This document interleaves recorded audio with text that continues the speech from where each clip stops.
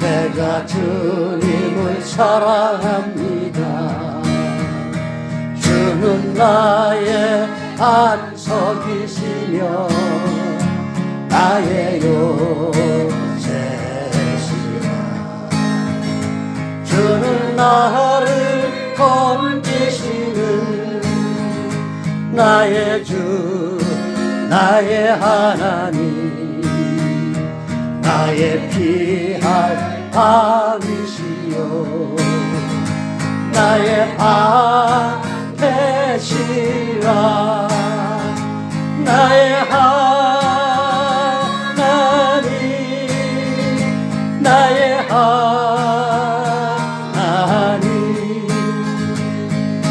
구원의 뿌리시여 나의 산성이라. 나의 하나님, 나의 하나님,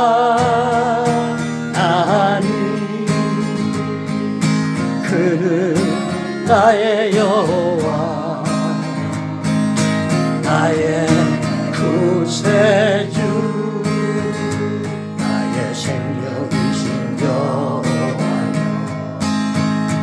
내가 주님을 찬양합니다.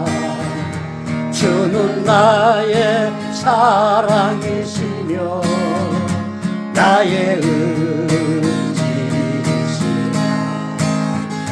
주는 나를 이끄시어 주의 길 인도하시며 나의 생애 목자 되시니 내가 따르리라.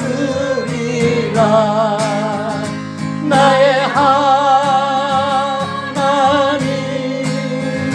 나의 하나님, 생명의 연류관으로 내게 씌우소서.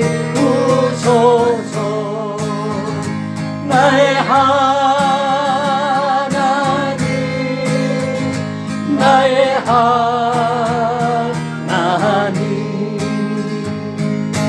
그는 나의 여호와 나의 구세주.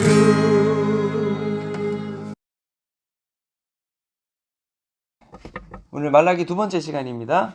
이제 말라기에 대해서 이제 하나님이 이제 말라기 선지자에게 여러 가지를 얘기하시는데, 오늘 그 하시는 말씀도 저희가 잘 생각해 볼 때 저희의 뼈를 때리는 그런 좀 아픈 그런 질문을 하십니다.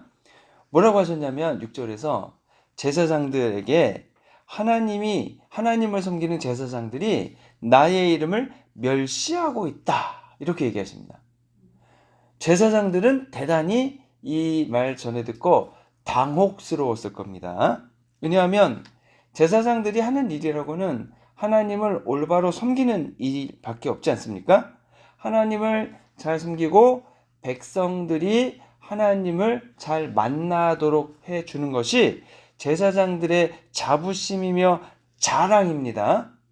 그런데 하나님이 너희가 나를 멸시한다, 그것도 나를 온전히 섬겨야 하는 제사장들이 나를 멸시한다 라고 하시니까 어찌할 바를 몰라 하는 겁니다. 그러면서 뭐라고 하시냐면, 아들은 아버지를 공경하고 종은 주인을 공경하지 않느냐? 내가 너희의 아버지인데 너희는 나를 공경하는 게 어디 있느냐? 이렇게 물으시는 겁니다. 내가 주인인데 어떻게 주인인 나를 하나도 두려워하지 않느냐? 이렇게 말씀하십니다. 그것도 좀 듣고 보니까 그렇죠. 예, 아들이 아버지를 공경하지 않으면 어떻게 됩니까? 예, 불효자식이죠. 십계명에는 내 부모를 공경하라. 그리고 아들이나 그 자녀가 아버지를 공경하지 않으면 율법은 어떻게 되어 있습니까? 돌로 쳐 죽이게 되어 있습니다. 자, 그러면 제사장들이 하나님을 아버지인데 잘 섬기지 않으면 제사장들은 어떻게 돼야 되는 거죠? 예, 돌 맞아 죽을 각오를 해야 되는 거거든요. 이 말씀을 하시는 거예요. 저도 목사지만 저한테 이렇게 말씀하시면 화들짝 놀라지 않겠습니까? 어떻게 해야 되나? 그런 거죠. 예를 들어서 그런 겁니다. 종이 주인을 두려워하지 않는다면 주인이 종을 어떻게 하겠습니까? 확 팔아버리거나, 매우 쳐라, 때려주거나.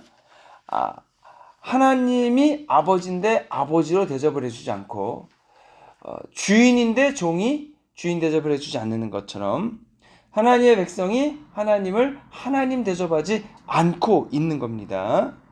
그러면 무슨 말이냐면 그냥 자기 하고 싶은 대로 하고 자기 믿고 싶은 대로 믿고 자기가 대하고 싶은 대로 하나님을 대하고 있었다라는 말입니다. 제사장들이 궁금해서 아니 어떻게 저희들이 하나님의 이름을 멸시했습니까? 우리는 우리 나름대로 하나님을 섬기기 위해서 최선을 다했는데 뭐 그런 거죠. 속된 말로 뭐가 도대체 섭섭하신 겁니까? 뭐가 부족하신 겁니까? 이렇게 여쭙는 것과 같은 겁니다. 자, 여러분 우리가 예전에 유교 믿을 때요. 조상님께 제사를 극진히 드리지 않습니까? 조상님께 제사를 드리면 왜 제사를 이렇게 극진히 드립니까?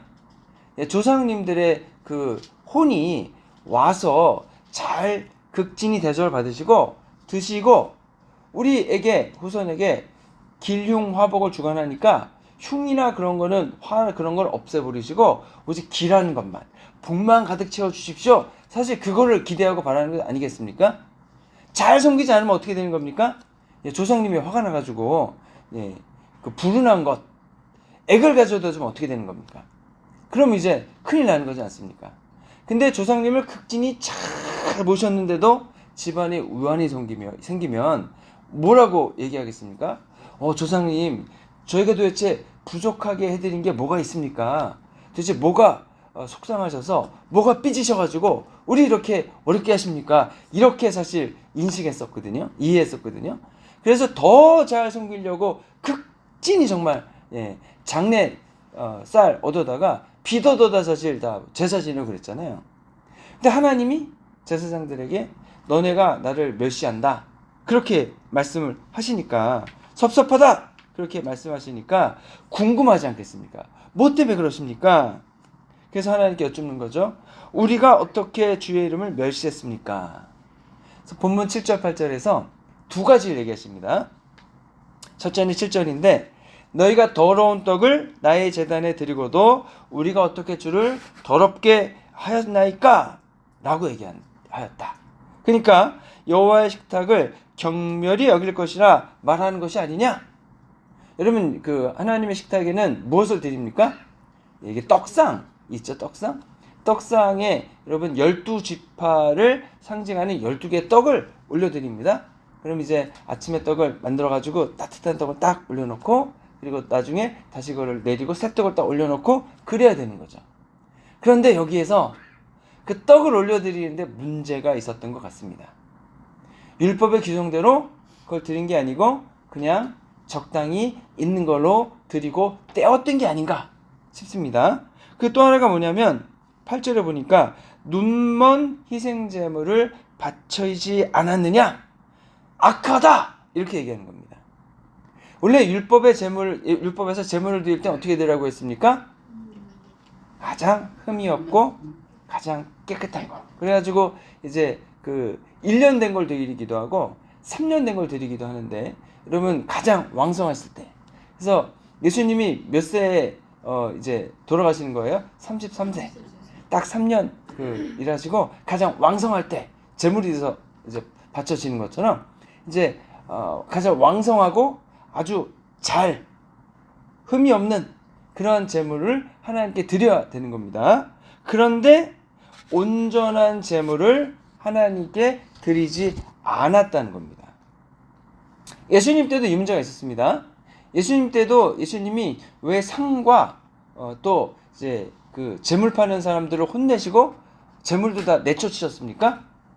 그때도 어떤 문제가 있었냐면 여러분 제물을 이제 백성들이 내가 키우던 것 중에서 가장 좋은 것을 데리고 오는 겁니다.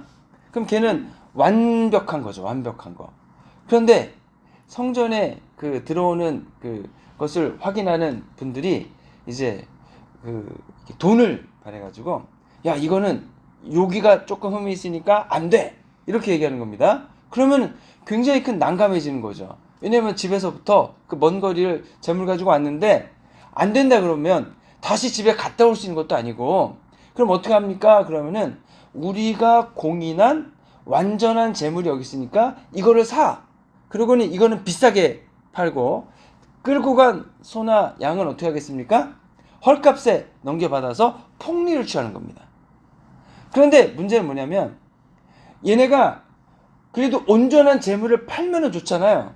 근데 온전한 재물을 팔겠습니까? 돈 때문에 그렇게 하는 건데. 그러니까 그냥 여기저기서 대충 갖다가 온전한 재물이라고 싼 거 갖다가 비싸게 파는 거지 않습니까? 결과적으로 하나님께 드려지는 재물은 어떤 게 드려진다? 흠이 있고 완전하지 않은 재물들이 드려졌다는 겁니다.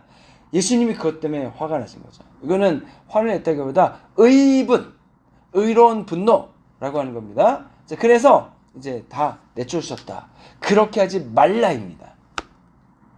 근데 이스라엘 백성들이 아마 고의적으로 그랬을 것이라고 생각하지는 않지만 또 그렇다고 면죄부를 받을 수도 없는 게 뭐냐면 여러분 이스라엘 백성이 바벨론에서 가나안 땅으로 돌아왔습니다. 귀환했습니다. 근데 상황이 너무 안 좋습니다. 주변에 있는 여러 민족들이 이미 실권을 장악하고 이스라엘 백성의 귀환과 정착을 방해하고 있습니다. 그리고 또 땅이 척박해져 가지고 산물이 잘 나질 않아요. 그리고 세금이 높습니다. 그러다 보니까 먹고 살기가 너무 빡빡한 겁니다. 그러니까 자기들이 하려고 하는 대로 없는 살림에서 최선을 다해서 하나님께 드린다고 드렸지만 그것이 율법의 규정이나 하나님 보시기에는 아마 미흡하지 않았나 이렇게 설명할 수 있습니다. 그런데 그렇게만 볼 수도 없는 것이 뭐냐면 여러분 우리 집에 양이 50마리가 있어요. 양이 50마리가 있으면 여러분 그 중에서 어떤 제물을 드리면 됩니까? 가장 좋은 걸 드리면 되잖아요. 50마리가 모두 다 문제가 있을 수 있죠. 그 중에서라도 가장 나은 것을 데려다가 제물로 드리면 하나님께서 여러분 그것을 뭐라 하시겠습니까? 고마워하시면서 기뻐하시지 않겠습니까? 근데 하나님께 눈먼 희생제물을 바쳤다는 것은 사람들이 알면서도 그냥 흠 있는 것을 드렸다라는 겁니다. 굳이 신경 쓰지 않았다라고도 볼 수 있지만 그 흠이 없고 온전한 것은요 비싸지 않습니까? 없는 살림에 이 비싼 거를 그래도 내가 가지고 없는 살림을 보충을 해야지 아마 이렇게 생각한 것이 아닌가. 하나님께서 우리가 바벨론에 살 땐 잘 살았는데 여기 돌아와서 이렇게 고생하고 힘들게 사는 것은 다 하나님의 나라를 위해서 우리가 성전을 위해서 예루살렘을 재건하기 위해서 한 것 아닌가. 그러면 하나님께서 지금 우리가 이렇게 힘들게 사는 것을 보시니까 이렇게 좋은 것으로 우리가 부족한 재정을 보충하고 좋지 않은 것으로 하나님께 드려도 하나님이 이해해 주시겠지 아마 이렇게 생각한 것은 아닌가 라고 추측을 해 볼 수 있는 겁니다. 맘만 먹으면 여러분 좋은 것을 드릴 수 있지만 그렇게 마음을 먹지 않았기 때문에 아까워서 하나님께 드리지 않았던 케이스가 아닌가 이렇게 이해를 하는 겁니다. 만약 그렇다면 하나님이 서운하실까요? 서운하시지 않을까요? 당연히 서운하실 것 같습니다.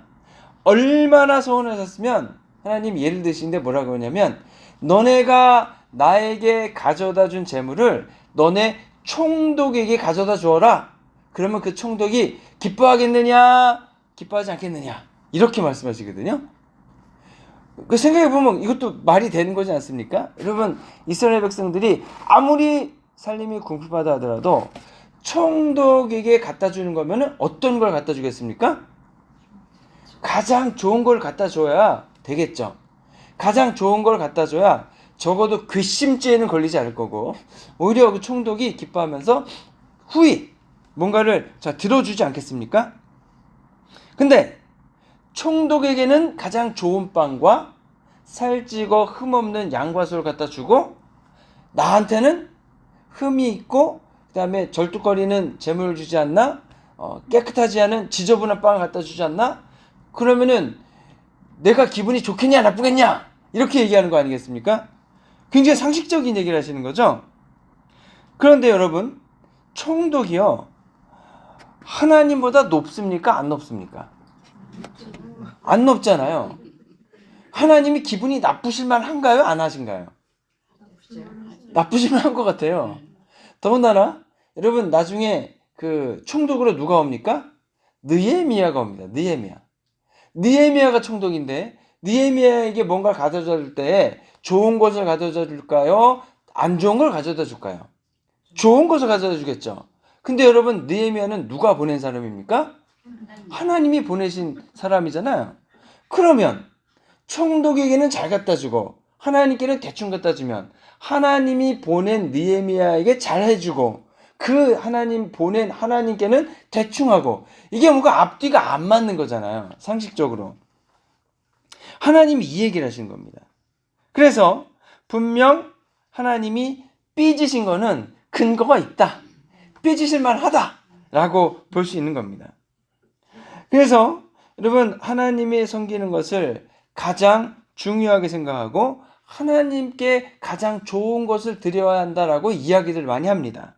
자, 그렇다면 여러분, 우리의 신앙생활에서 나의 삶 속에 있는 가장 좋은 것을 하나님께 드리고 있습니까? 아니면은 내 삶 속에 있는 좋은 것들은 내가 좀 쓰고 해야 되니까 좀 챙겨놓고, 그래도 좀 덜 중요하고 그래도 덜 필요한 것을 주님께 드리는 경우는 없느냐라고 저희들도 스스로 질문해 볼 수 있다라고 하는 겁니다.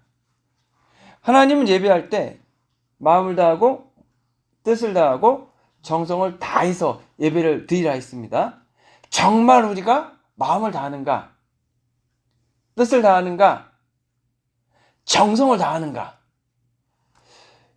우리가 예배 나올 때, 주님께 예배할 때 정말 마음을 다하고 뜻을 다하고 정성을 다해서 예배한다면 문제가 하나도 없습니다.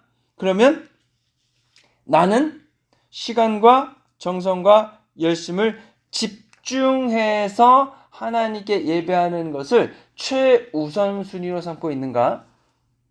아니면 나의 삶 속에서 하나님보다 더 집중해서 하고 있는 무언가가 있는가? 이 질문을 해보는 겁니다. 하나님이 나에게 은혜를 주시고 복을 주시기를 기대하고 저희는 바라지 않습니까? 기도에 응답해 주시라고 간절히 여쭙지 않습니까? 그런데 내가 보기에 가장 중요하고 가장 필요하고 가장 원하는 것은 다 내가 가지고 있으면서 하나님께는 내게 덜 필요한 거, 내가 약간 없어도 되는 거, 그런 것만 갖다 드리면서 하나님께는 나에게 필요한 모든 것을 다 주십시오 라고 간구한다면 하나님 입장에서 기분이 어떠실까라고 하는 겁니다. 아마 화나시고 짜증내시고 삐지실 거 아닌가? 삐지시겠죠. 그런 생각이 드는 겁니다. 우리가 그러면 하나님을 정말 마음을 다해 뜻을 다해 정성을 다해 섬기느냐 섬기지 않느냐 어떻게 평가할 수 있냐면, 정말로 내가 하나님께 예배드리는 것보다 더 중요하게 생각하거나 더 소중하게 생각하거나 또 나에게 주어진 시간과 재물과 건강이며 여러 가지를 하나님보다 더 집중해서 쓰고 있는 것이 있는가를 비교해보면 나의 관심과 나의 재능과 나의 시간과 그 모든 것을 어디에 쓰고 있는가, 그것을 확인함을 통해 내가 무엇을 더 중요하게 생각하고 있는가를 알 수 있다고 하는 겁니다. 이제 아까 어떤 영상을 보니까 어떤 분이 어떤 분의 성도님이 집에 왔대요. 근데 이분이 일어나가지고는 한마디를 안 하고 그냥 쑥 가더니 아는 체도 안 하고 쑥 가더니 그냥 한참 있다 오더래요. 그래서 저분이 왜 저러지? 저거 속이 상하고 무시당하는 것 같고 그렇더래요. 그러면서 이제 와가지고는 한참 있다 와가지고는 이제 설명을 해주는데, 나는 하루의 첫 시간에 첫 마디를 오직 하나님께만 드리고 싶습니다. 아내라 할지라도 그 누구라 할지라도 내가 일어나서 제일 먼저 만나는 사람과는 절대로 이야기를 섞고 싶지 않습니다. 오직 먼저 하나님께 대화하고 먼저 기도하고 하나님께 감사와 찬미를 드린 다음에 그 다음에 아내가 됐던 다른 사람이랑 이야기를 합니다. 그렇게 얘기하시더래요. 그 말을 들으면서 제가 아주 많은 반성이 되더라고요. 나는 하루에 소중한 첫 시간을 주님께 드리는가? 나는 하나님을 그렇게 소중하게 생각하고 하나님과 관계를 그렇게 진지하게 생각하는가? 그런 생각이 이제 들었다고 하는 겁니다. 우리가 하나님을 정말 그렇게 소중하고 진실되게 생각한다면 아무 걱정이 없는 거죠. 근데 제사장들이 제단에 더러운 떡을 드리고 눈멀고 병드는 꽃 그런 저는 제물을 하나님께 드렸으니까 하나님 이것을 악하다라고 말씀하시는 겁니다. 총독에게도 가져다 줘도 안 받는 것을 나한테 주면은 내가 받겠느냐? 안 받겠다 이렇게 얘기하시는 겁니다. 삐졌다. 이제 삐지는 거면 여러분 되지만 하나님 분노하셔서 심판을 내리시면 큰일 나는 거죠. 그래서 이제 9절에 보니까 너희는 나에게 나 하나님께 은혜를 구하면서 우리를 불쌍히 여기소서 한다. 근데 그렇게 해봐라. 내가 너희 중에 하나인들 받겠느냐? 이렇게 얘기하시는 겁니다. 안 받겠다 이러시는 거 아니에요.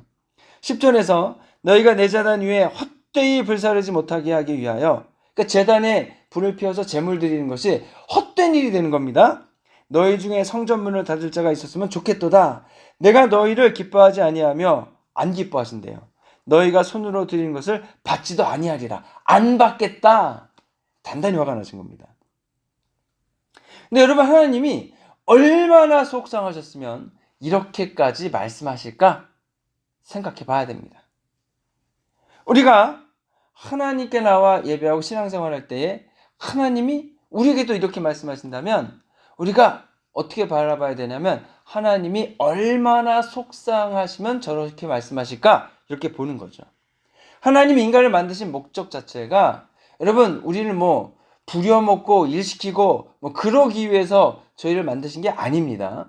성경에서는 분명히 하나님 인간을 만드시고 모든 권한과 능력을 주시고 그 다음에 에덴 동산을 돌보라고 하셨죠.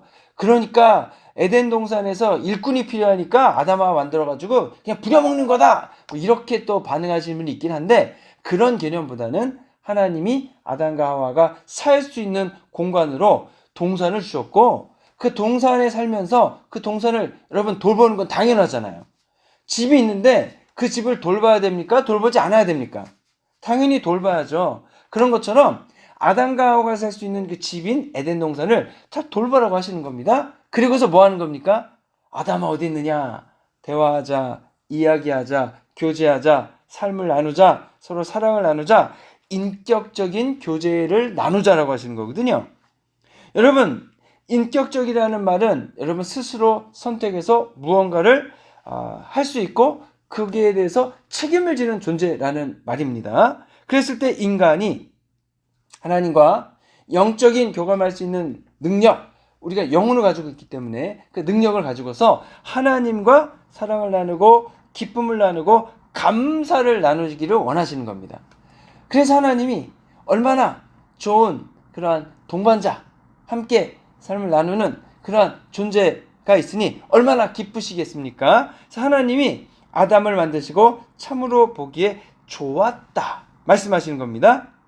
근데 이것이 여러분 자기가 주관적으로 선택해서 하나님께 교제를 나누고 하나님께 사랑을 나누고 하나님께 대화하고 그러기 원하지 억지로 강제로 끌려와서 하는 것을 원하지는 않으실 거라는 겁니다. 여러분들 다 자녀가 있겠지만 자녀들이 아유 어머니 보고 싶어 왔어요. 아버지 보고 싶어 왔어요. 그러면 기분이 좋겠지만 억지로 와가지고요. 그냥 짜증 팍팍 내면서 그냥 시간 없는데 오라 그랬다 그냥 화를 막 내면서 와가지고 막 그냥 핀잔 주면서 이건 뭐냐고 저건 저렇게 했냐고 막 그냥 그 훈계질 하면서요. 그리고 가면은 여러분 기분이 좋으시겠습니까? 나쁘시겠습니까? 당연히 나쁘죠. 예. 그럼 우리가 또 하나님께 나와서 아유 그냥 예배는 왜 1년 50일쯤 매주도 일하고 하냐고 말이죠. 격주 한 번씩 드리거나 한 달에 한 번만 하지 그러고 여러분이 그렇게 와서 짜증내고 승질내시면 하나님 기뻐하시겠냐? 뭐 그런 생각을 하는 거죠. 그런데 여러분, 하나님이 여기에 대해서 니네 그럴 거면 다 그만둬! 이 말씀을 하시는 겁니다. 그런데 하나님의 본심은 뭐겠습니까? 다 그만두고 다 깨트려버리고 우리 끝내자가 아니라 그렇게 하지 말고 원래 해야 되는 것처럼 잘했으면 좋겠다, 이 말씀하시는 것 아니겠습니까? 하나님께서 야 니네 여기 뭐하러 왔어? 계속 그렇게 할 거면은 오지도 마가 아니고 너네가 여지껏 온 것도 잘했지만 와서 원래 해야 되는 것처럼 더 잘하면 좋겠어. 그러니 어서 와라, 이 얘기하시는 것 아니겠습니까? 하나님께서 여러분, 이스라엘 백성이 저희들이 뭘 그렇게 잘못했길래 하나님께 화를 내십니까? 그렇게 반응한 게 아니고 원래 해야 됐을 깨끗한 떡을 드리고 온전한 제물을 드려서 하나님을 우러르고 인간이 마땅히 가져야 될 하나님에 대한 경외함을 보여드리고, 그리고 하나님을 마음과 뜻과 정성을 다해 예배하기를 하나님은 기다리고 계시다고 하는 겁니다. 성전문을 부지런히 열어라. 제단 위에서 진지하게 불을 사르고 제단 앞에서 진심으로 그 손으로 드려라. 이렇게 얘기를 하시는 겁니다. 저는 그렇게 읽었습니다. 하나님 얼마나 답답하시고 속상하시면 이렇게까지 말씀하실까. 그래서 전에 저희가 송구영신 예배 때 본 영상이 하나 있지 않습니까? 뭐냐면 이제 할아버지가 혼자 사는 거예요. 근데 자녀들은 다 바쁘고 잘 돼가지고 뭐 전세 각지에 흩어 살아요. 근데 이제 옆집 보니까 자녀들이랑 손녀가 와가지고 같이 불을 밝히고 있는 거예요. 그래서 이 할아버지가 혼자 쓸쓸하게 성탄절 지내려고 하다가 어떤 소식이 자녀들에게 갔냐면 아버지가 돌아가셨다. 그러니까 자녀들이 난리가 나가지고 다 하던 일을 다 멈추고 집으로 돌아왔지 않습니까? 근데 돌아와 보니까 아버지가 뭐 하고 있었어요? 네, 잔치상을 마련해 놓고 기다리고 있었다는 거죠. 하나님도 우리가 이렇게 하나님께 돌아와서 진지하게 하나님을 예배하고 하나님을 경외하기를 기다리고 계신다. 저는 그렇게 생각을 합니다. 근데 만약 그러지 않으면 어떻게 하느냐? 11절에 보니까 해 뜨는 곳에서부터 해 지는 곳까지의 이방 민족 중에서 내 이름이 크게 될 것이다. 니네가 나를 부르지 않고 니네가 나를 제대로 섬기지 않으면 나를 찾고 기다리는 이방 민족에게로 가겠다. 각처에서 내 이름을 위하여 분향하며 깨끗한 제물을 드리니 이는 내 이름이 이방 민족 중에서 크게 될 것입니다. 근데 여러분, 이게 아픈 말입니다. 아픈 말. 왜냐하면 이스라엘 백성은 그러기를 원치 않았겠지만 결국은 어떻게 됐습니까? AD 70년에 이스라엘은 완전히 망하고요. 지도에서 사라지고요. 복음은 이미 예수님 돌아가시고 그 다음에 성령이 임재하시면서 복음이 이방인에게로 전해지지 않습니까? 그래서 저희도 원래 이방인이잖아요. 저희도 유대인이 아니라고 하기도 애매한 게 뭐냐면 이제 요즘 여러분 계속 학계에서 물론 아직 정식 인정 못 받지만 우리 한민족이 유대 민족의 그 후예라는 얘기가 계속 나오고 있습니다. 그래서 단지파의 후예라는 얘기도 나오고 뭐 욕단의 후예라는 얘기도 나오고, 그리고 또 우리 DNA가 유대인의 DNA랑 굉장히 많이 일치한다는 얘기도 나오고, 그 다음에 어떤 학자가 이제 연구하러 왔다가 그 강화도에 만이산 올라가고 깜짝 놀랐답니다. 여러분 만이산 가보신 적 있나요? 만이산에 가면은 거기서 하늘에 제사 드리던 단이 있거든요. 근데 그 단이 뭘로 만들어졌는지 아십니까? 돌로 만들어졌습니다. 돌단. 돌을 이렇게 네모나게 쌓아놨어요. 여러분, 돌단을 만들어서 그 하나님께, 아니 신께 제사 드리는 내용이 뭔지 아십니까? 돌단은 짐승을 태워 바치는데 필요한 겁니다. 곡식을 드리는데 돌단이 필요하지 않아요. 근데 중국에서 들어온 모든 종교는 곡식으로 신에게 뭔가를 드리잖아요. 근데 중국에서 여러분 그 종교 중에서 그 짐승을 이렇게 번제로 태워드리는 그런 종교는 없답니다. 근데 오직 누가 그걸 하는 겁니까? 유대교가 그걸 한다는 거죠. 이스라엘 사람들이. 근데 우리 도대체 한민족이 뭐길래 그 만이산에 여러분 그 돌단이 있냐는 거예요. 백두산에도 있다는 말이 있습니다. 자, 그러면 우리 민족이 여러분 그래 가지고 그분이 깜짝 놀라면서 연구를 다 해봤더니 바로 우리가 노아 후손이다. 뭐 그런 얘기도 하고 하더라고요. 근데 뭐 이거는 학계에서 공인된 건 아니고 그분들의 이제 현재는 주장입니다. 언젠가는 그게 이제 밝혀질 날이 오면 좋겠어요. 그래서 이스라엘 백성들이 하나님을 성실히 경외하기를 거부하면 하나님은 어디로 가신다? 하나님을 성실히 경외하는 이방 민족에게로 가신다는 겁니다. 실제로 예수님이 하나님의 아들로서 메시아로 이 땅에 오셨지만 이스라엘 사람들이 거부하지 않았습니까? 그래서 예수님은 어디로 가셨습니까? 예수님은 안 가셨어요, 여러분. 예수님은 돌아가시고 부활하시고 하나님 나라로 되돌아가셨습니다. 하지만 성령님 임재하시면서 이스라엘 사람들이 아닌, 물론 이스라엘 사람들도 받아들인 사람에게는 구원을 베풀어 주십니다. 그런데 이방인들에게로 복음의 문이 활짝 열리게 되는 겁니다. 그 덕에 지금 32억 명이 하나님을 믿는 사람들이 되었다라는 것입니다. 그래서 우리가 하나님 믿는 것을 너무나 당연하게 생각하고 간단하게 생각하는 경향이 있습니다. 물론 어떤 분들은 그러시죠. 하나님 믿으면 어떻고 안 믿으면 어때? 이건 안 믿는 사람의 얘기인데 믿는 사람도 이렇게 생각하는 분이 있다는 거죠. 근데 여러분, 하나님을 믿는 것은 굉장히 소중한 일이고 굉장히 대단한 일입니다. 근데 하나님을 믿을 때 어떻게 믿느냐? 정말로 마음을 다하고 뜻을 다하고 정성을 다해 믿는 것이 굉장히 소중한 일이신 줄로 믿으시기 바랍니다. 똑같이 하나님을 믿는데 굉장히 소중하게 하나님 믿는 사람이 있는 반면에 굉장히 경홀히 여기면서 사소하게 치부하면서 하나님께 나오는 분들도 계시지 않겠습니까? 하나님이 어떤 사람을 더 귀하게 여기시겠냐? 다 여러분 답은 아시죠? 이건 상식적인 일 아니겠습니까? 나도 여러분 어떤 사람이 와가지고 이렇게 째려보면서 이렇게 위아래 훑어보면서 아이고 뭐 그렇게 대해주면은 여러분 기분이 좋으시겠습니까? 안 좋으시겠습니까?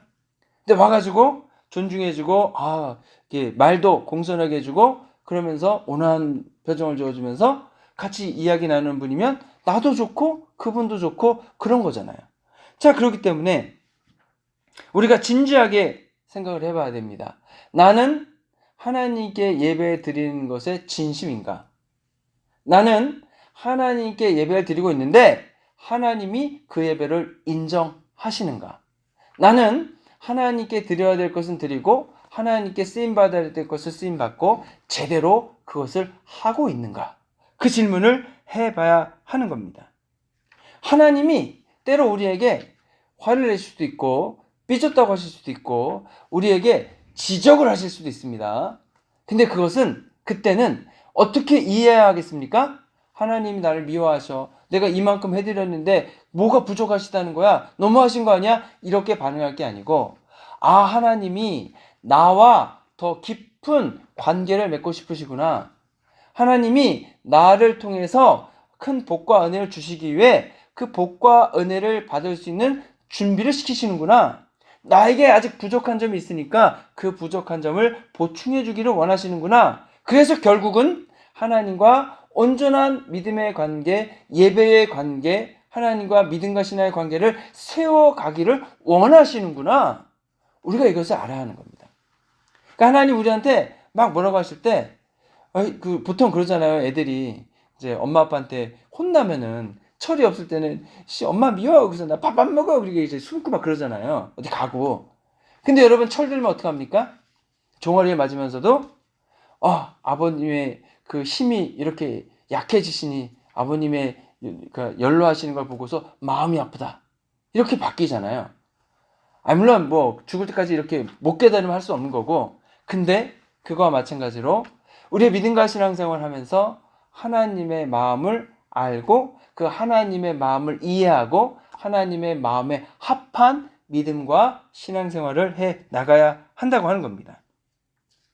하나님 보시기에 게으른 예배, 하나님 보시기에 나를 무시하는구나 그런 예배를 드리면 여러분 어떻게 되겠습니까? 그래도 예배를 드리는 게 나을까요? 그런 예배는 아예 안 드리는 게 나을까요?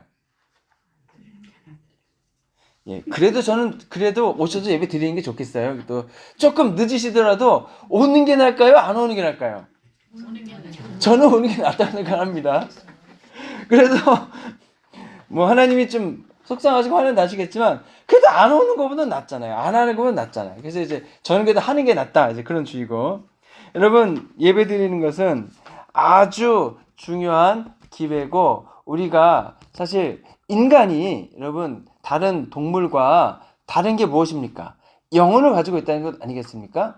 우리가 아무리 잘 먹고 육체가 우리가 이렇게 살이 찌고 또 우리 마음이 모든 게 잘 돼서 평온하다 할지라도 여러분 우리의 영혼이 하나님과 함께 동의하지 못하고 하나님이 주시는 영적인 그런 능력과 은혜와 돌보심을 받지 못하면요, 아무리 잘 먹고 우리 마음이 평안하다 하더라도요, 그 심령은 곤고해지게 되어 있습니다. 우울해지고 삶의 의미를 잃게 되고 재미가 없고 그렇게 되거든요. 그런데 하나님을 온전히 섬기고 하나님을 잘 알고 하나님과 동행하는 사람들은요, 뭐 건강해도 좋고 안 건강해도 상관없고 뭐 마음이 평안해도 상관없고 마음이 평안하지 않아도 상관없고, 그런 분들은 무조건 하나님이 주시는 평안이 마음속에 있게 되고요, 하나님이 주신 축복이 가득해서 그의 삶도 풍요롭게 된다라고 저는 믿습니다. 그래서 우리의 삶의 핵심은, 우리의 기도의 응답의 핵심은 하나님을 온전히 믿고 섬기는 데 있다. 그래서 우리가 2026년은 하나님 주신 은혜와 돌보신 가운데에서 저희들의 생각과 마음과 삶을 하나님으로, 예수님으로, 성령님으로 가득 채워 나가자라고 말씀을 드리는 겁니다. 어차피 신앙생활할 거 아니겠습니까? 이왕 하는 거 그러면 잘해서 칭찬받는 그런 신앙생활이 되시고 하나님과 깊은 사랑과 돌봄을 나누시는 저 여러분 되시기를 주님의 이름으로 축원합니다. 기도하겠습니다. 좋으신 아버지 하나님, 저희들이 주님께 나오기 원합니다. 억지로 하기 싫은데 그냥 나오는 게 아니고 주님을 만나기 위해서 열심히 일찍 하나님께 나와 예배하고 하나님을 믿고 섬기는데 최선을 다하고 열심을 다하고 집중하여 하나님이 나의 삶 속에 주기로 하시는 모든 복과 은혜가 하나님 나로 인해서 준비되지 않은 것을 인해서 다 받지 못하는 것이 아니라 하나님 다 준비되어서 주님이 주시는 하나님 복과 은혜를 가득 받을 뿐 아니라 주님이 맡겨주신 사명을 온전히 감당해서 믿음의 열매 맺어나가는 저희들 되도록 역사해 주시옵소서. 해밀턴 한인교회와 성도님들에게 복을 내려 주시옵소서. 우리를 권하신 예수 그리스도의 이름으로 기도했습니다. 아멘.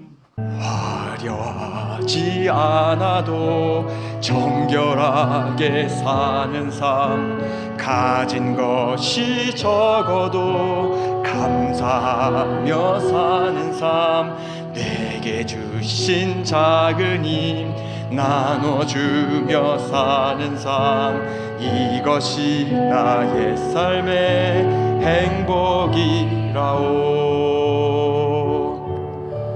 눈물 날 일 많지만 기도할 수 있는 것, 억울한 일 많으나 주를 위해 참는 것, 비록 짧은 작은 삶 주 뜻대로 사는 것, 이것이 나의 삶의 행복이라오. 이것이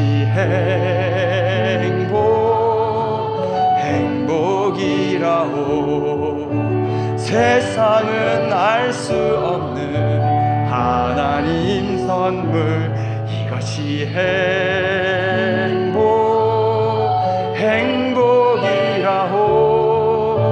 하나님의 자녀로 살아가는 것, 이것이 행복이라오.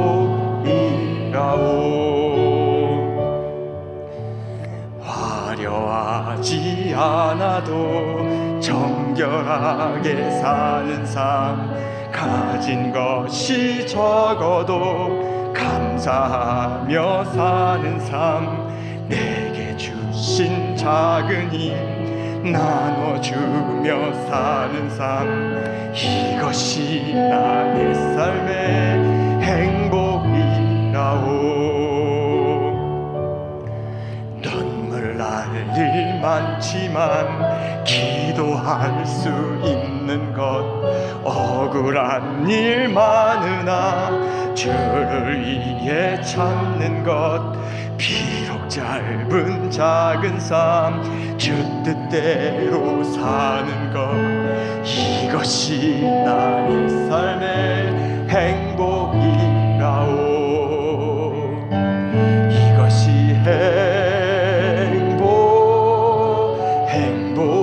행복이라오.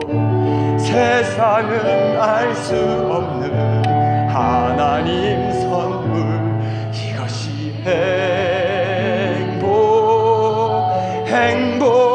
행복이라오.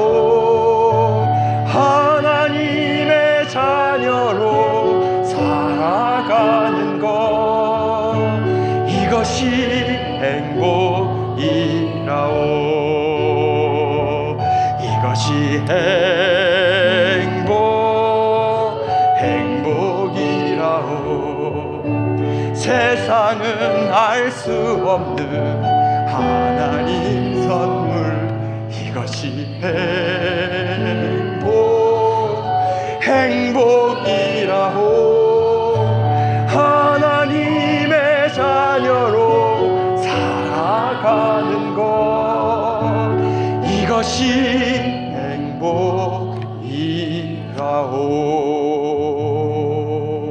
화려하지 않아도 정결하게 사는 삶, 가진 것이 적어도 감사하며 사는 삶, 내게 주신 작은 힘 나눠주며 사는 삶, 이것이 나의 삶의 행복이라오. 눈물 날 일 많지만 기도할 수 있는 것, 억울한 일 많으나 주를 위해 참는 것, 비록 짧은 작은 삶 주 뜻대로 사는 것, 이것이 나의 삶의 행복이라오. 이것이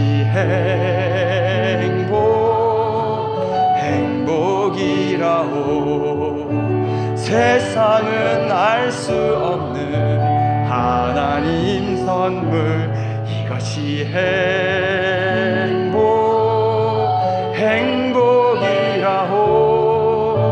하나님의 자녀로 살아가는 것, 이것이 행복이라오.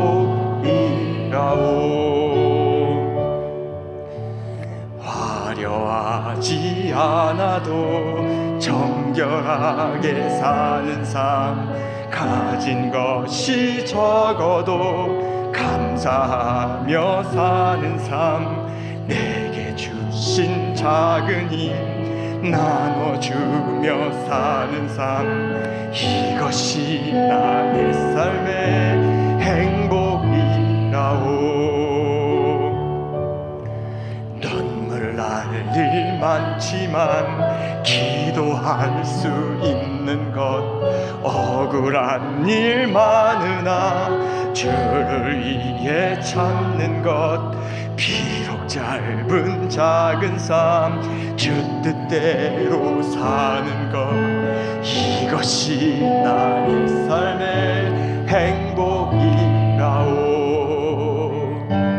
이것이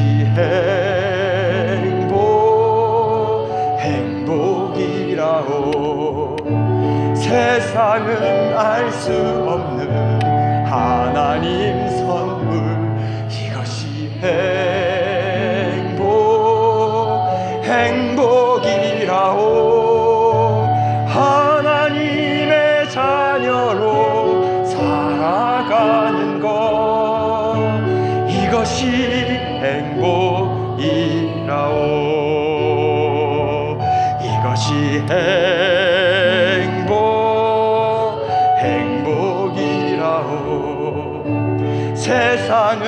알 수 없는 하나님 선물 이것이 행복이라오 하나님의 자녀로 살아가는 것 이것이 행복이라오